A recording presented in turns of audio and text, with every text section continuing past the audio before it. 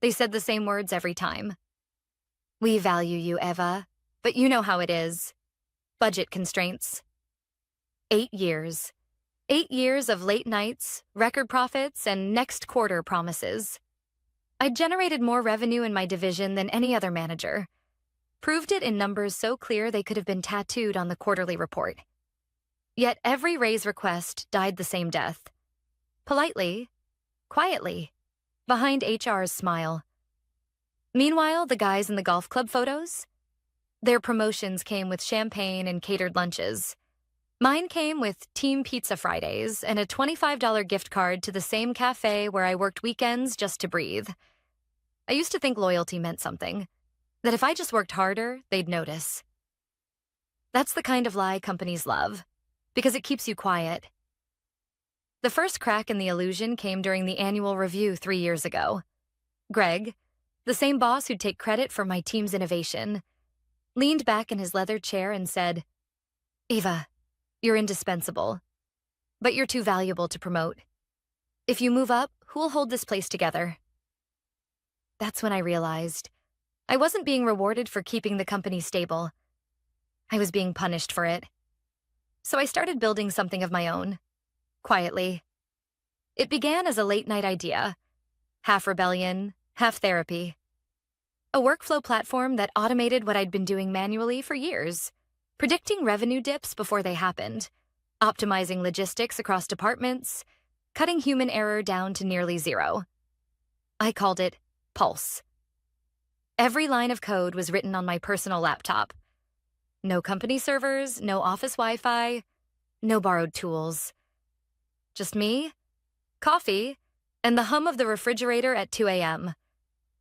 At first, it was just a secret. My secret. I'd tell myself it was a technical experiment, something to keep my brain from rusting. But it grew. Fast. I started testing Pulse on dummy data, and the results were ridiculous. A system that took our analysts a week could now run in 90 seconds. I kept it quiet. At work, I stayed the reliable workhorse. The Rock, as Greg liked to call me when he needed something impossible done overnight. I smiled, nodded, stayed late, and hit every impossible target. I let him believe I was burning out. The truth? I was burning brighter than I ever had. Then came the promotion that broke me. We'd just closed a multi-million-dollar logistics contract, the kind that should have doubled my department's value overnight. I spent 3 months negotiating, rewriting projections, saving the company a small fortune in penalties. The ink was barely dry when Greg called everyone into the conference room. "Let's give it up for Adam," he said, clapping like a seal. He's the future of this department. Adam, who had joined 6 months ago. Adam, whose most notable contribution was a broken spreadsheet. Everyone clapped. Even me. That's what you do when your survival depends on pretending you're okay. That night, I didn't cry. I coded. Pulse evolved from prototype to platform. I started incorporating machine learning, pattern recognition, predictive scaling, automated reporting. Within a year, it could run a mid-sized company's entire operations in real time. Quietly, efficiently, invisibly. Still, I stayed silent. Because I knew what would happen if Greg found out. He'd call it collaboration. HR would call it company property. And I'd be erased from my own creation before sunrise. Then, one Tuesday morning, it happened. I got an email from a small publication called TechFront Weekly. Subject line: "Congratulations on the Pulse beta launch. We'd love to feature you." I blinked. My hand froze over the mouse. I hadn't launched anything publicly. Turns out a freelance journalist had found my open source demo on a startup forum, recognized its potential, and written a glowing piece. It was already trending on LinkedIn. By noon, 3 companies had sent partnership inquiries. One of them was backed by a major VC. By 2 p.m., my phone lit up with a message from Greg. "Eva, urgent, come to the boardroom." Now I walked in, still wearing my noise-canceling headphones around my neck like armor.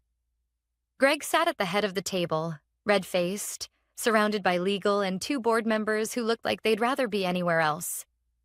He didn't waste time. You built this Pulse thing while employed here? That makes it ours. He leaned back, smirked. We own your code, sweetheart. The word sweetheart hit like a spark to gasoline. I didn't answer. Not yet. Because I knew something he didn't. In my folder, my quiet little war chest, was my original employment contract. Page 4, Clause 9.2. The employee retains ownership of all intellectual property developed independently and outside employer-compensated hours, using non-company resources. It was the kind of clause they'd removed years ago for new hires, but no one ever updated mine. As Greg started talking about legal implications and fiduciary obligations, I smiled. The kind of smile you wear like armor, because I knew this was just the beginning. And when the lawyer read that one line, when his face went ghostly pale, everything they thought they owned would crumble. But that's a story for tomorrow.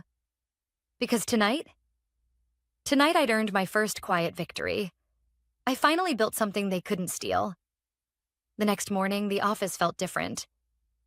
Or maybe I did. When I walked in, conversations stopped half a beat too early. A few people looked up from their screens, then quickly looked back down. Slack was quieter than usual, except for a single message from my teammate Carla. Greg's been pacing since 8. You okay? I replied with a simple thumbs-up emoji. Because what could I say? Yeah, totally fine.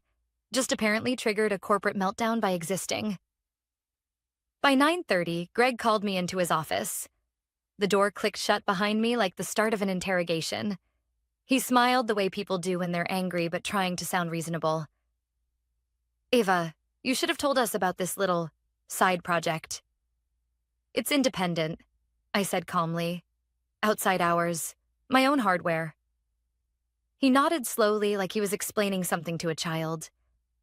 Perception matters. When leadership sees a manager launching a product, it raises questions. Like, are you fully committed to this company? There it was. The word committed. The same word they use when they want you to feel guilty for wanting more. I stayed quiet. Greg leaned forward. We're all a team here, Eva.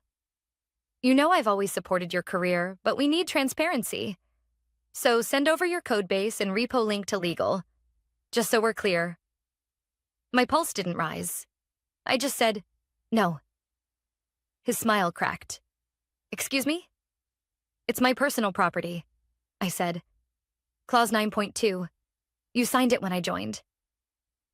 For a second, his eyes flickered, like he wasn't sure if I was bluffing. Then he laughed, soft and condescending. Those old contracts don't hold up. Our policies have evolved. Then it's good mine hasn't, I said, standing up. I walked out before he could answer. By lunchtime, HR had emailed me a friendly reminder about company loyalty and intellectual property protection. Legal requested voluntary disclosure of any independent projects. The subject line read, "Let's clarify before it gets complicated." It was already complicated. Carla stopped by my desk mid-afternoon, whispering, "They're freaking out." I overheard Greg talking to the VP, something about controlling the narrative before investors see it. Investors? I repeated. She nodded. Apparently, the board's been on edge since that article dropped. Some clients even reached out to them directly, asking if Pulse is part of our platform. I nearly laughed. The irony was perfect.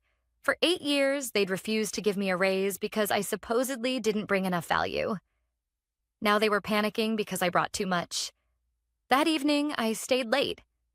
Not for them, but for me. I logged into Pulse, reviewing the metrics from the test clients who had already reached out. The numbers were incredible. Response times down 60%, predictive accuracy up 40%. My code was performing better than I'd ever hoped. Then came a message on LinkedIn. Raymond, HealthStream CTO. Congrats on the coverage. We'd love to discuss early adoption if you're open. My hands shook slightly as I typed back, happy to talk. Let's set a call. When I finally closed my laptop, it was past 11. The cleaning crew was mopping near the elevators, and the office smelled like bleach and coffee grounds. For the first time in years, I didn't feel small walking through that hallway. The next morning, HR scheduled an urgent sync. They smiled too much, like hosts on a game show. "We understand your perspective, Eva," said Nora from HR, her voice syrupy smooth. "But your employment agreement implies a duty of loyalty. Launching a public product could appear conflicting." I took a breath. "Duty of loyalty doesn't override a signed clause." She blinked. "Clause?" 9.2, I said. "Page 4. Behind her, the company lawyer shifted uncomfortably. He knew. They exchanged glances. Nora smiled again, tighter this time. "Well, let's not make this adversarial. Leadership values you. Leadership values results," I said.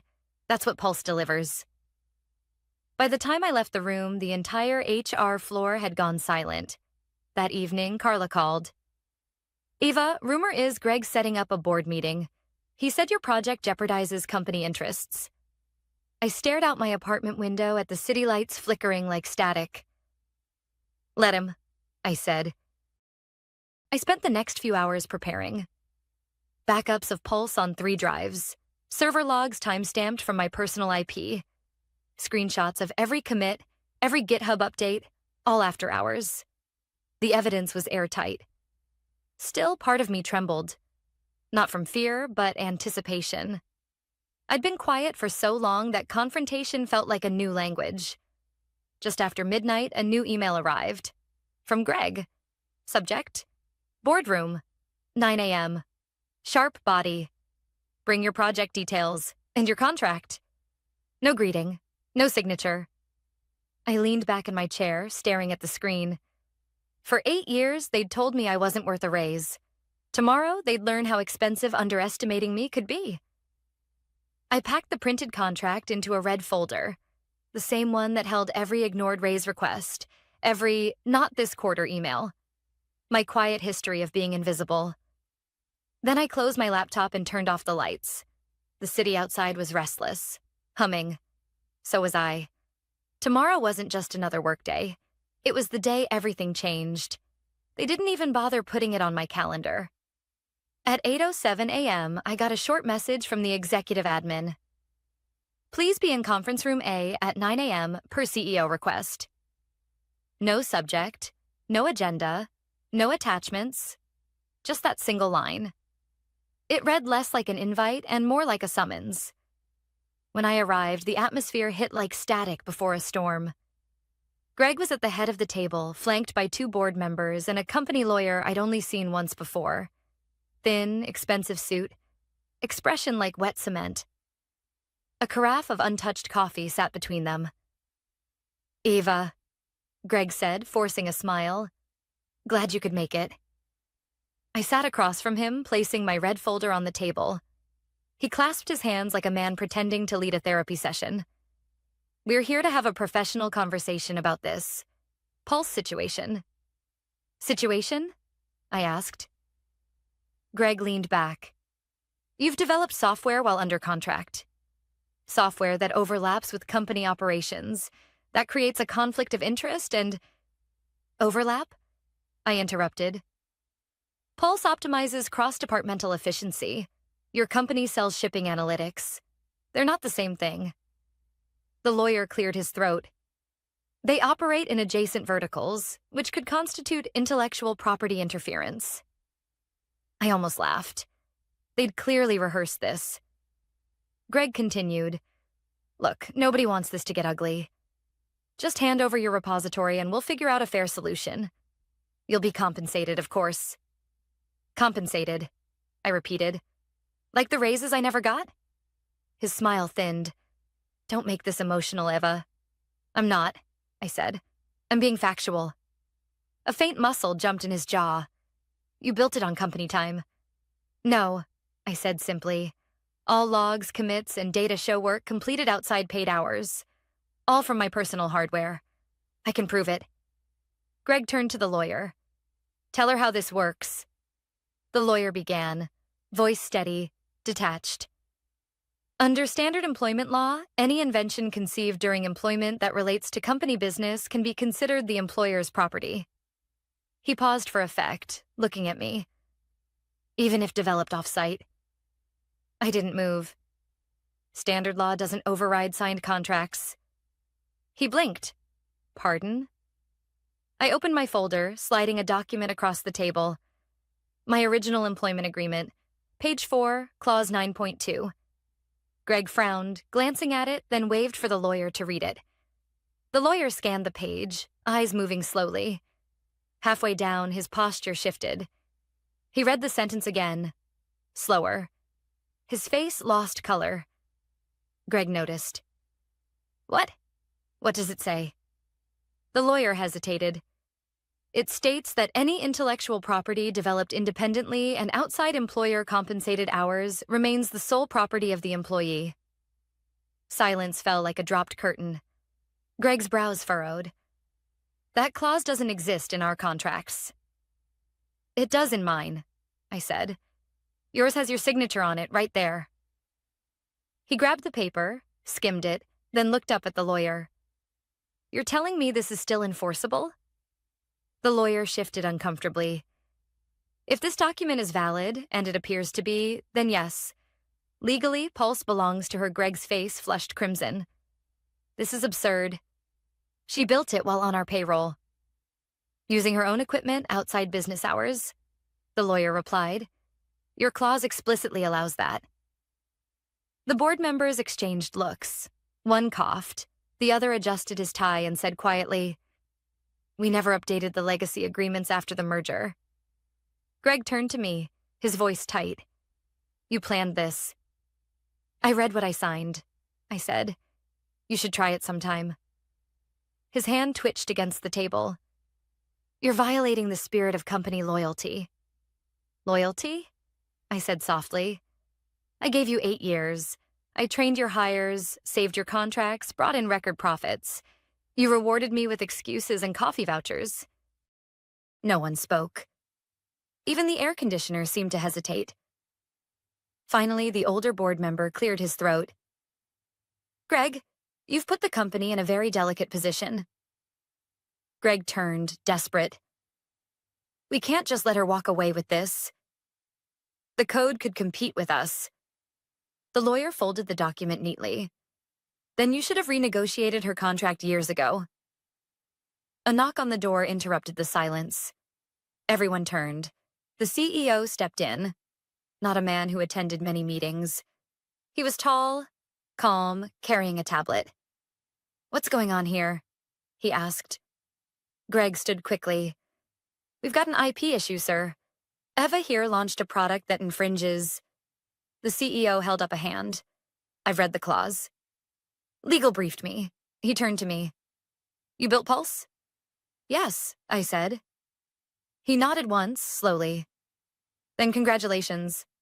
It's impressive work, Greg stared, stunned. Wait, you're siding with her? The CEO's tone sharpened. I'm acknowledging competence. Something this leadership team apparently failed to do for nearly a decade, Greg's mouth opened, but no words came out. The CEO looked around the table. This meeting's over.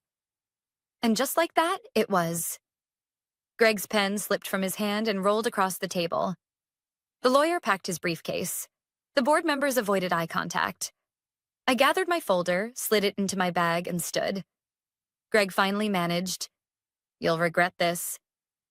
I looked at him, calm and steady. No, Greg. You will. As I walked out, the hallway felt strangely quiet, like the building itself knew something had shifted. For the first time in years, the weight on my shoulders wasn't theirs. It was mine, and it was power. By the time I reached my desk, the whispers had already started. People glanced up from their screens, then looked away too quickly. Carla mouthed, What happened? Across the cubicle divider. I just shook my head. There was no way to explain what had just occurred in that boardroom without sounding like I'd walked out of a courtroom instead of a meeting. Greg's door stayed shut for the rest of the morning. Occasionally, I'd catch his shadow pacing behind the frosted glass. Legal passed by twice, one of them holding my contract like it was evidence from a crime scene. At 11:20, an all-staff email hit inboxes. Subject: clarification on recent media mentions. Our company supports innovation and independent creativity among employees. However, we want to reaffirm that collaboration and communication are key values. Please direct any external inquiries to the Communications Department translation. Greg was trying to control the fire. I didn't reply, didn't post, didn't even log on to LinkedIn. I just focused on my work. Well, technically, my former work. Because deep down, I knew my time here was already over. Around noon, Carla appeared beside my desk with 2 coffees. I heard from someone in HR, she whispered. Greg's losing it. He told the VP you blindsided him? I smiled faintly. He blindsided himself. I just brought the paperwork. She exhaled slowly. You're kind of a legend right now. Half the office is rooting for you. That surprised me more than it should have. For years, I'd been invisible. Dependable, silent, uncomplaining. Now people saw me. Not as a team player, but as someone who finally stopped playing. By 3 p.m., I received an email from HR. Subject: exit discussion. Ava, please meet with HR tomorrow morning at 10 a.m. to discuss next steps regarding your transition. Transition, the corporate word for exile. I left the office quietly, avoiding eye contact, the folder still tucked under my arm like armor. Outside, the air was crisp, sharp with early winter. My hands trembled, not with fear, but adrenaline. That night, I opened my personal laptop and checked my inbox. Pulse's mailbox was overflowing. Partnership inquiries, demo requests, even one from a regional bank wanting to license a beta version.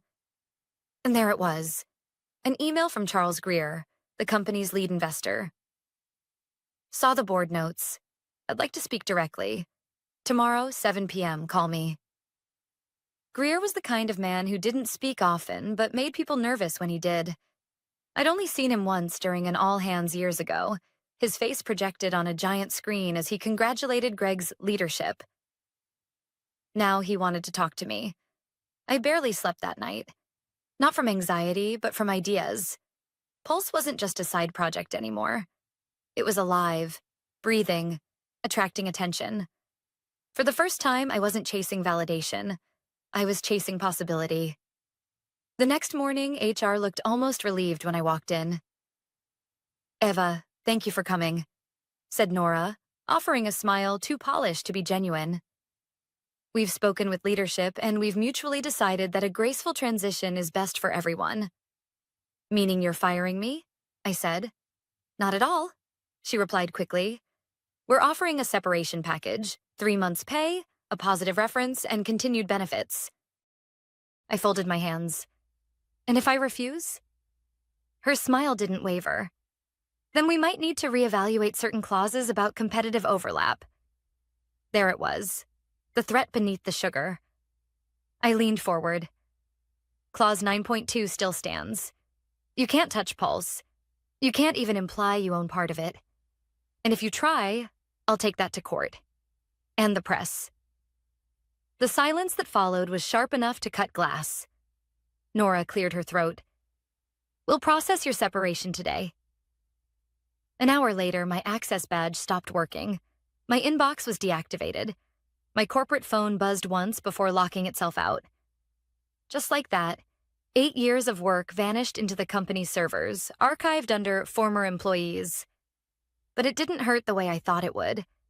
It felt clean, like stepping out of a cage I hadn't realized I'd built around myself. That evening, I called Charles Greer. His voice was calm, low, deliberate. I read your contract, he said without preamble. Greg's leadership has been a liability for a while. You handled yourself well. Thank you, I said carefully. I'm not calling to offer sympathy, he continued. I'm calling to offer investment. Pulse is smart, scalable. You built something they couldn't even recognize when it was right under their noses. I'd like to back it. Properly. For a moment, I couldn't speak. You want to invest? In me? In Pulse.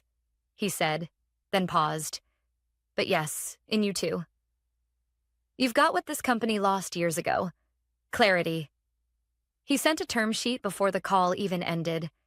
After hanging up, I sat in my small apartment surrounded by empty coffee mugs and outdated company awards, staring at the screen. My hands shook as I signed the NDA and the preliminary agreement. I thought I'd feel triumph, maybe vindication. Instead, I felt something quieter. Freedom. That night, I poured a glass of wine, sat on my balcony, and watched the city lights flicker below.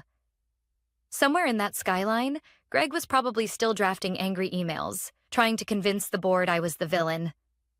Let him. Because tomorrow the press would publish a headline neither of us could rewrite. Former operations manager's AI platform raises seed round led by Greer Ventures. And for once, I wouldn't be the one left clapping in the background. The morning the article went live, my phone didn't stop buzzing. It started with a ping from TechFront Weekly. Eva Jensen, former operations manager at CoreAxis, secures early funding for Pulse AI, an independent workflow optimization platform. By 9 a.m., it was everywhere. The same company that once denied me every raise was now trending because their ex-employee had outbuilt them. The irony wasn't lost on anyone. LinkedIn notifications exploded.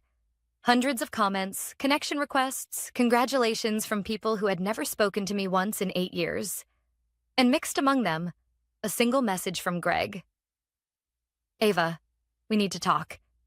This is getting out of hand, I didn't reply. By noon, Pulse's website crashed under traffic.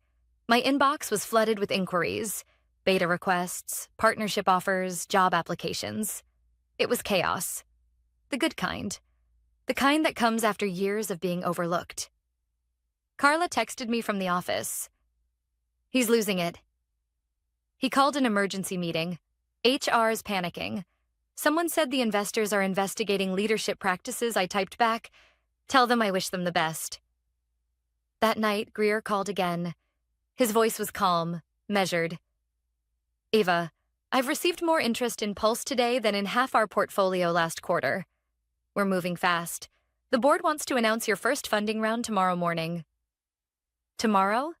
I said, barely believing it. Yes. And Eva, he added, don't apologize for being ready. When the call ended, I sat in the dark for a while, the city lights blinking outside like patient metronomes. I thought of the nights I'd spent staring at code until my eyes ached, the weekends I'd carried Greg's projects while he played golf, the birthdays I'd worked through because the team needs you. For the first time, all of it felt worth it. Still, a part of me needed closure. Not revenge, just clarity. So I sent Greg one final email. I appreciate the opportunities I had at CoreAxis. I learned a lot about leadership, mostly what it shouldn't look like. Best of luck to you and the team. No bitterness, no accusation, just a quiet truth. He never replied. 2 days later, Pulse officially launched. The demo went live, sleek and polished, running on servers I'd configured myself. Within hours, the analytics dashboard lit up. 23,000 visits, 3,000 signups, 7 enterprise inquiries. Then came the call I didn't expect. CoreAxis's CEO. Eva, he said, his tone cautious, almost respectful. You've built something impressive. I want you to know there are no hard feelings. I waited. There was always a but. But, he continued, Greg's resigned effective immediately. The board wasn't happy with how he handled the situation. They asked me to pass along that you're welcome back if you ever want to return in an advisory capacity. I almost laughed. You're offering me a job at the company that tried to take my work? Not a job, he said quickly. A partnership. I smiled to myself. I already have one. It's with myself. He hesitated, then sighed. Well, congratulations, Eva. Truly, when we hung up, I closed my laptop and leaned back. The apartment was quiet, except for the low hum of the refrigerator, the same sound that had kept me company during those long nights of coding. Later that evening, Carla called. You won't believe this, she said, half laughing. Greg's meltdown made it into the investor report. Someone leaked that board meeting transcript. The claws, the lawyer turning pale, everything I exhaled. I didn't want it to be public. I know, she said. But everyone's reading it like a survival guide. You just proved it's possible to fight back and win. That night, I walked to the small cafe near my old office, the one where I used to spend my lunch breaks rewriting other people's mistakes. The barista still remembered my order. Haven't seen you in a while, she said. New chapter, I told her. I sat by the window, sipping my coffee, watching employees in Core Axis lanyards rush down the street. I didn't feel anger anymore. Just a quiet distance, like watching a life I'd already outgrown. My phone buzzed again. Greer had sent the press release draft. Pulse AI secures $2.4 million seed funding to redefine workflow automation. Founded by Eva Jensen, whose resilience and innovation exemplify the next era of leadership, I read it twice, then 3 times, because no matter how many times I saw it, it didn't quite feel real yet. Leadership. The word they'd used against me for years. Now it was mine. Before heading home, I took a detour past the Core Axis building. Through the glass walls, I saw Greg's office. Empty. Lights off. His nameplate had already been removed. I stood there for a moment, not out of gloating, but reflection. The place that once defined my worth was now just another address. I whispered, "Thank you," under my breath. Not to them, but to the version of me who stayed patient long enough to outgrow that room. When I finally turned away, the air felt lighter. The truth was, I didn't win by fighting them. I won by outlasting them. I walked home with my hands in my pockets, the city humming around me, my future wide open. And as I passed the old bus stop where I used to check emails at midnight, I thought of the line Greg once said, "You're too valuable to promote." He was right. I was too valuable. Just not for them.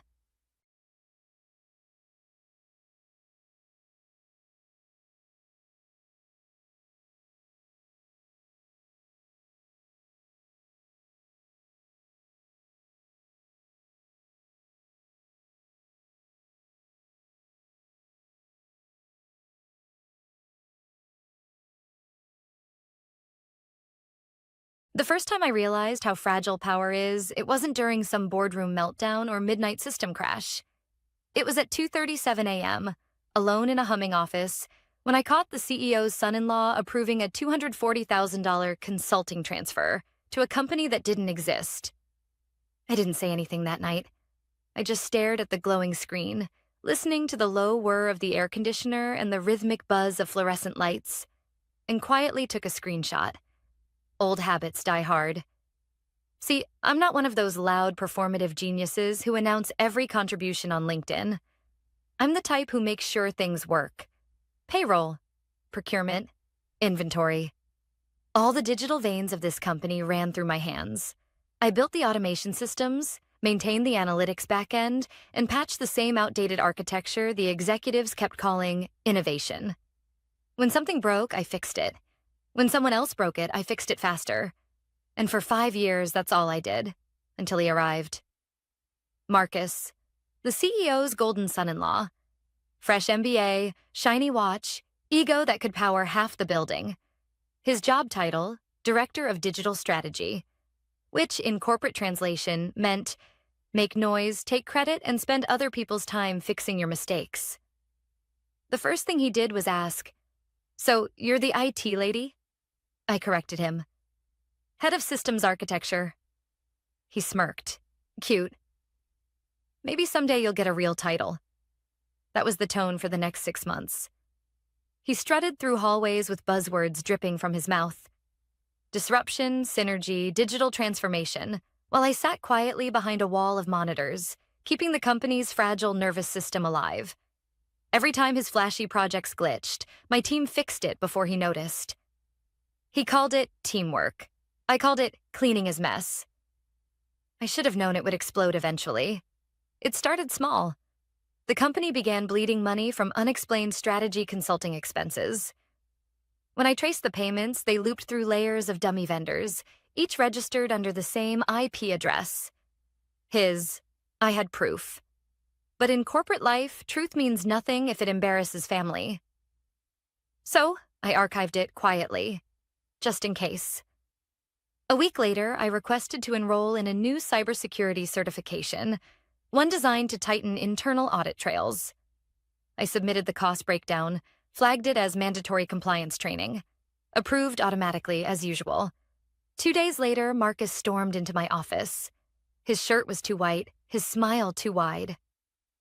"Linda," he said, tossing a printout of my expense report onto my desk. "You're stealing from the company." For a moment, I thought he was joking. Then I saw the email header, forwarded from his father-in-law, the CEO himself. "I followed a course," I said slowly. "It's required to keep the company's system certifications active." He leaned closer, eyes sharp with something between arrogance and insecurity. "You don't decide what's required." "I do, and you're done here."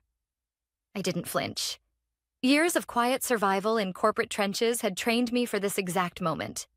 The calm before the fire. "You're firing me?" "Effective immediately," he said, straightening his tie like it made him powerful. "Security's on the way." "Hand over your badge," I smiled. Not the kind of smile people give when they're defeated, but the quiet, deliberate one that says, "You just made the biggest mistake of your life." I took off my lanyard, placed the badge gently on his desk, and said, "You have exactly 10 minutes before your main system crashes." "Tell your father-in-law I said good luck." He laughed, that hollow, dismissive laugh people use when they don't understand what's about to hit them. Then he saw my eyes, and the laughter stopped. Because behind me, on the wall of screens, every dashboard flickered. Payroll, logistics, and internal compliance, all blinking amber. Warning signals he didn't even recognize. "You're bluffing," he said. "Am I?" I replied softly, packing my things. He didn't move. He didn't even call security. He just stood there, face pale, fingers frozen midair like he wanted to type something but didn't know where to begin. As I walked out, the office was unusually quiet. The kind of silence that happens right before a storm. Heavy, suspended, waiting. What Marcus didn't know was that the course he accused me of stealing wasn't just training. It was a certification granting full encryption authority over the company's infrastructure. A safeguard I'd installed 2 years earlier after a ransomware scare. One that required reauthorization every 6 months. By firing me, he hadn't just removed an employee. He had cut the only lifeline keeping the system stable. 10 minutes later, his world would start flickering. Invoices stuck in loops, vendor payments freezing mid-transfer, warehouses locking down automatically due to system integrity warnings. But I didn't need to see it. I'd already seen this pattern too many times before. Power built on ignorance always collapses. And Marcus? He'd just hit the button himself. As I stepped into the elevator, the lights dimmed for half a second. Just a flicker. But it was enough. Somewhere upstairs, Marcus was realizing that when you accuse the wrong person of theft, sometimes what you lose isn't money. It's everything holding your empire together. And that was just the beginning. The elevator doors slid shut behind me, and for the first time in 7 years, I didn't have to swipe a badge to leave. It felt strange, liberating and hollow all at once. I had no plan, no next job lined up, no exit interview, no "we'll stay in touch." Just silence. The kind of silence that follows betrayal. Outside, the morning air was sharp with the smell of rain and exhaust. I sat in my car for a long time, watching the building through the windshield. Inside those mirrored windows, hundreds of people were starting their workday, sipping coffee, scrolling through emails, completely unaware that in less than an hour, the systems they relied on were about to choke on their own arrogance. I hadn't sabotaged anything. I'd simply done my job. Too well, maybe. Everything in that company, from payroll to product logistics, was built on a fragile web of integrations I'd designed to be secure, transparent, and maintainable. If maintained properly. The keyword Marcus never understood. When he fired me, he invalidated my certification keys, the same keys tied to every internal encryption license. Without a certified administrator, the system couldn't reauthorize critical operations. It would start locking down automatically, piece by piece, like a nervous system losing connection to its brain. 10 minutes, I'd told him. That wasn't a threat. It was math. Still, I didn't want to see it unfold. I started the car, pulled out of the lot, and drove aimlessly through downtown. My phone buzzed twice. An automated ping from my off-site server. Key rotation detected. Root admin missing. Then a second message. Auto protection mode active. Translation. Atlas 9, the company's infrastructure backbone, was now sealing itself. By the time I stopped for coffee 15 minutes later, I could already imagine the scene unfolding back inside. Marcus would be standing in the control room pretending to know what he was looking at. He'd probably call IT support first. Brad, the junior tech who once asked me how to change an HDMI input. Brad would panic, of course, because every command he typed would come back with access denied. Missing root signature, Marcus would then call finance, asking why vendor payments weren't processing. They'd say the system froze mid-transaction. HR would report that the payroll batch hadn't generated. Logistics would say their root management dashboard just went blank. And somewhere, his phone would buzz with a message from his father-in-law, the CEO. What the hell did you do? I could picture it vividly. Marcus pacing, sweating through his designer shirt, snapping at people who didn't deserve it. He'd blame legacy code, then server latency, then me. Of course he'd blame me. By the time I finished my coffee, my stomach had settled into that odd calm that comes only after chaos. I didn't want revenge. Not really. I just wanted peace. A concept foreign to anyone who's ever been trapped inside a corporate machine that rewards noise over substance. For years, I'd watched people like Marcus rise while people like me kept things alive from the shadows. When systems ran smoothly, the execs congratulated themselves. When things broke, they needed a scapegoat. The quiet ones always made the best targets. I tossed my cup, started the car again, and headed home. My apartment was small. One bedroom, minimal furniture, walls lined with books and backup drives. The kind of place you live in when you spend most of your life inside systems instead of sunlight. My laptop blinked awake the second I opened it. The dashboard lit up, displaying system status updates. Atlas 9 integrity check? Critical. Backup environment? Safe. I watched the graphs drop, not with satisfaction, but inevitability. This wasn't about revenge. It was about consequences. At 10:03 a.m., my phone lit up again. Unknown number. I didn't answer. It rang again. Then again.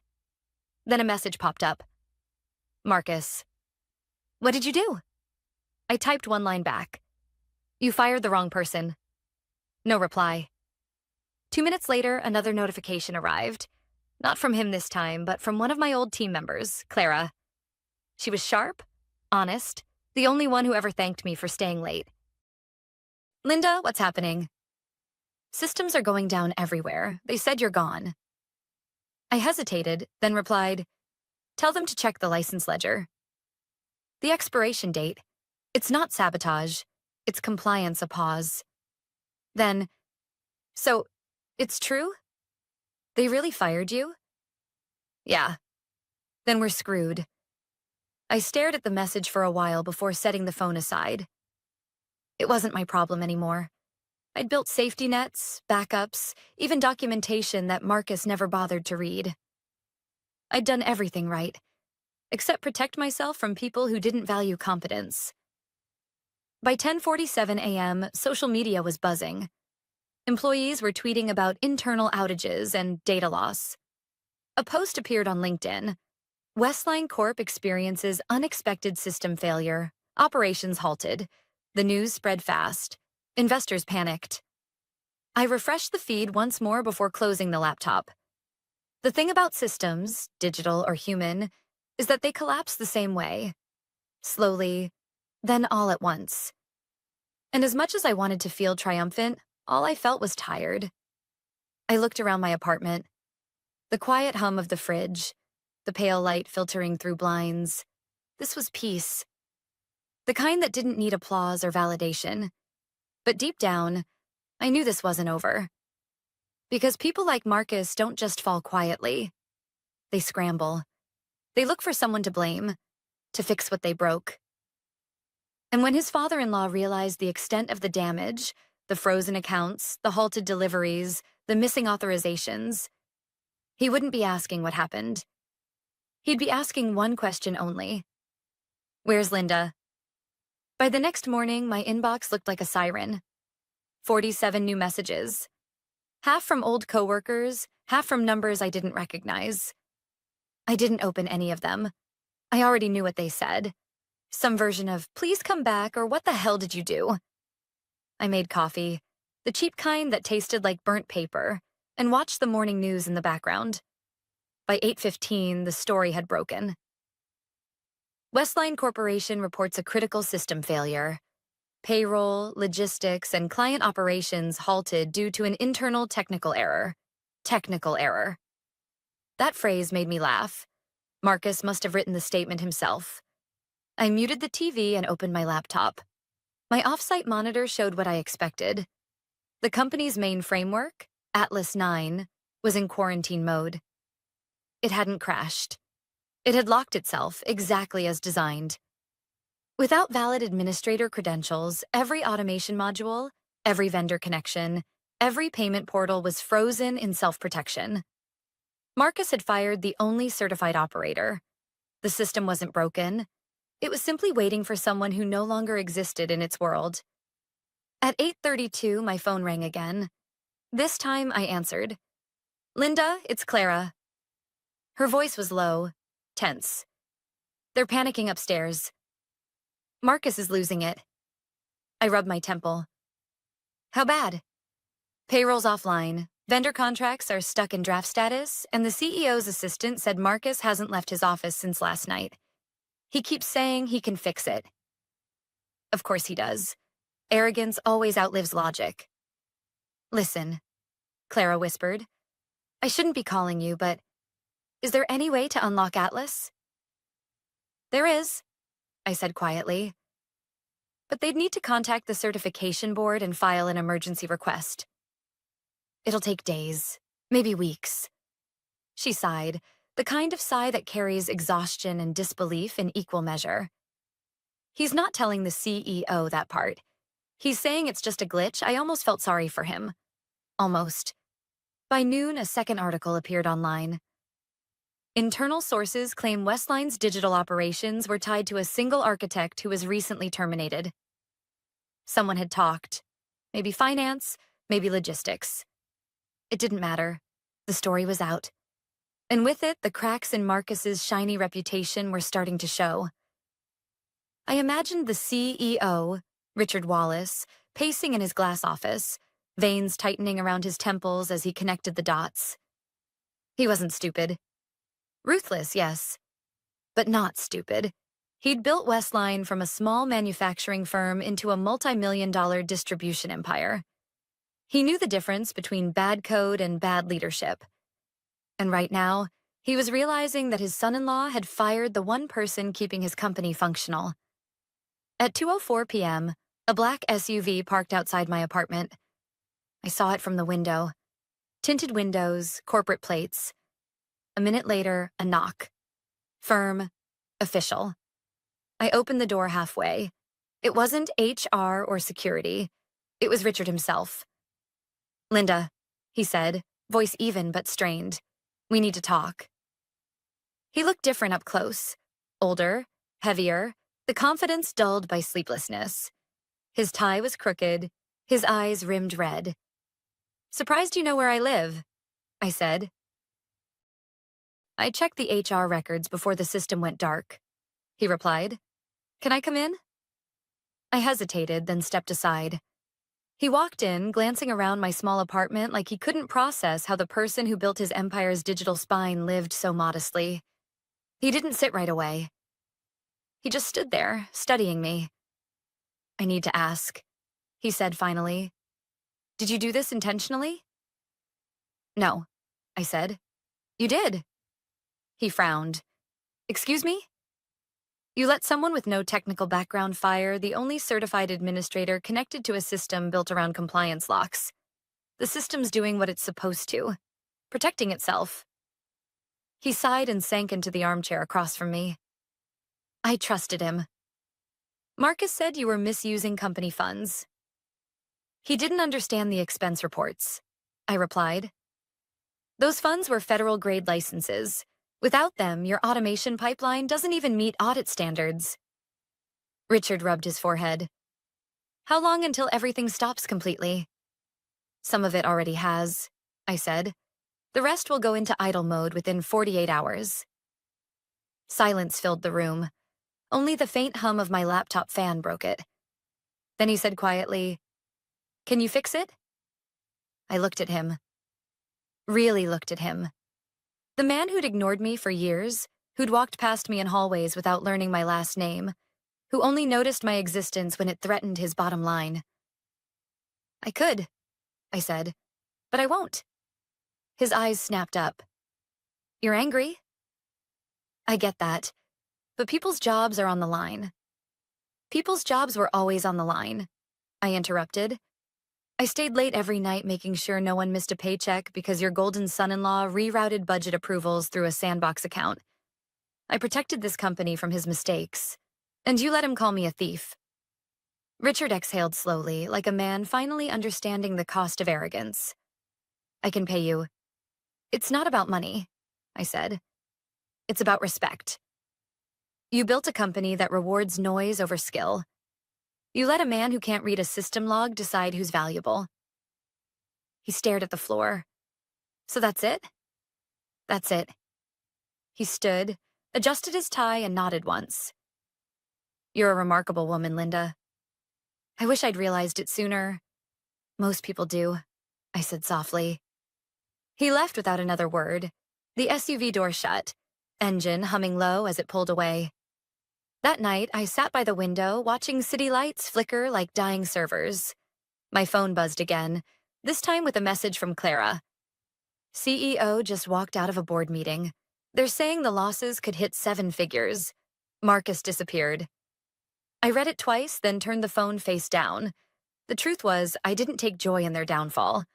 I just couldn't save people who refused to see the fire until they were standing in the smoke. Sometimes collapse isn't destruction. It's correction. And Westline was finally correcting itself. The following Monday started like any other. Gray skies, cold coffee, inbox full of noise. But this time, I wasn't the one holding the system together. I was watching it unravel from a distance. At 7:15 a.m., a notification popped up on one of my private dashboards. I'd left it active, not for revenge, but because part of me couldn't look away. Old habits die slow. The alert said, Atlas 9, emergency mode initiated, primary operations halted. Translation? The company was in free fall. A few minutes later, a message from Clara appeared. They brought in outside consultants. 3 firms. Nobody can get access. Every portal requires your biometric key. Marcus hasn't been seen since Friday. I read it twice. Trying to feel something. Guilt, satisfaction, regret. Nothing came. Just a steady, quiet calm. The kind that comes after surviving a storm you didn't start. Still, I opened a live feed of Westline's internal network status. Most of the servers were flashing red, a few orange, and a handful gray. Shut down by choice, I guessed, in a desperate attempt to isolate the damage. But there was no damage. Not really. The system wasn't broken. It was obeying. I'd designed it that way. The longer I looked, the more I realized how fragile everything had been all along. It didn't take sabotage to destroy a company. Just ignorance and arrogance in the same room. By mid-morning, my phone rang again. It wasn't Clara this time. The caller ID said unknown. Against my better judgment, I answered. Linda Taylor? The voice was crisp, professional. This is Thomas Grant from the board of Westline Corporation. We'd like to discuss a potential consulting arrangement. I smiled slightly. There it was, the inevitable call. I'm listening, I said. The situation is serious, he continued. We've lost access to nearly every operational system. Vendors are panicking. Payroll's frozen. Legal says we could face penalties if deliveries don't resume. We understand you were the system architect. I was, I corrected him. Past tense. He hesitated. We'd be willing to offer a substantial consulting fee for your immediate return, just until the system stabilizes. How substantial? 5 figures. I almost laughed. They were losing millions, and they were offering me what they'd pay a marketing intern for a month of work. Mr. Grant, I said evenly, what's happening right now isn't a crash. It's a security measure. Atlas 9 requires reauthorization through the same certified account that built it. That account no longer exists. He cleared his throat. So it can't be reversed? Not unless you restore the certification through proper channels, I said. It's federal-grade encryption. You can't just reboot it. He was silent for a long moment. Marcus said you threatened the company. I leaned back in my chair. I didn't threaten anyone. I warned him that afternoon the news got worse for them. A leaked memo hit social media. Screenshots of Marcus's fake vendor accounts, his consulting transfers. The story exploded within hours. Hashtags, speculation, investors fleeing like rats from a burning ship. I didn't leak it, but I knew who did. Clara. She'd always had a quiet sense of justice. She didn't owe loyalty to men who built empires on lies. By evening, I watched the local business channel report it like a corporate autopsy. Westline's internal systems remain offline for the 4th day. Sources close to the board confirm an ongoing investigation into mismanagement and financial misconduct. They didn't name Marcus, but they didn't need to. His face was already plastered across every finance blog in the city. I thought about Richard, the CEO, sitting in his office surrounded by chaos, probably wondering how his empire fell apart so fast. He'd call it betrayal, maybe even sabotage. But the truth was simpler. He'd built a company that worshipped the wrong people. When I worked there, I saw it daily. How competence was ignored because it wasn't loud. How men like Marcus got promoted for confidence, not results. I was invisible until they needed a scapegoat. And now, invisibility was my armor. Around 9 p.m., I got one last message from Clara. They're shutting the office tomorrow. CEO resigned. Marcus is under investigation. They're asking if I can reach you. I typed a reply, then deleted it. What could I say? That I was sorry? That I'd warned them? That sometimes justice looks like silence? Instead, I sent, "Take care of yourself, Clara. You deserve better than that place." Then I turned off my phone. Outside, the city was quiet. The streetlights reflected off wet pavement, and in the distance, thunder rolled low and steady. For the first time in years, I felt light, untethered from the constant hum of responsibility. I thought about everything that had happened, the years of unseen work, the long nights patching code no one thanked me for, the constant underestimation. And I realized something simple but profound. I hadn't destroyed anything. I'd just stopped saving people who refused to save themselves. The next morning, I opened my laptop to a blank document and typed 3 words at the top. New Beginnings Protocol. It wasn't revenge. It was rebirth. I was going to build something new. Something transparent, fair, and functional. A system where integrity couldn't be overwritten by ego. Westline was collapsing. Yes. But sometimes a system has to fall apart before something stronger can replace it. And maybe that's what I'd been waiting for all along. 3 weeks after Westline collapsed, I got another call. This time from a number I didn't recognize, though something about the area code felt familiar. I almost ignored it, but curiosity won. "Linda Taylor?" a calm voice said. "This is Robert Ames. I used to handle operations at Norvale Industries. We've been following what happened at Westline. I stayed quiet. These kinds of calls had become common lately. Companies sniffing around, trying to see if the woman who brought a giant to its knees would do the same for them." He continued, We're not calling to offer a position. We're building something new, something better. We'd like you to lead the architecture." I smiled faintly. "You do realize my name isn't exactly investor-friendly right now?" "That's exactly why we want you," he said. "You built a system that couldn't be corrupted." "That's rare. We want that kind of backbone here." It was tempting, not because of the money, but because of the promise in his tone. Integrity, something Westline never had. "I'll think about it," I said, then hung up. But as I set the phone down, I realized I already had my answer. I didn't want to go back to fixing someone else's mess. I wanted to build something that couldn't be broken by arrogance again. That night, I sat in my small apartment, the one that had become my silent witness through every sleepless night and crisis, and opened a clean document on my laptop. I named it Aurora, a project I'd been sketching for years. A system that would make corporate structures transparent, traceable, and human-proof. No hidden transfers, no ghost approvals. Every action logged, every permission earned. It wasn't revenge anymore. It was reform. As I wrote, I thought about Marcus, still missing from the public eye. Rumor had it he'd fled the city after his accounts were frozen.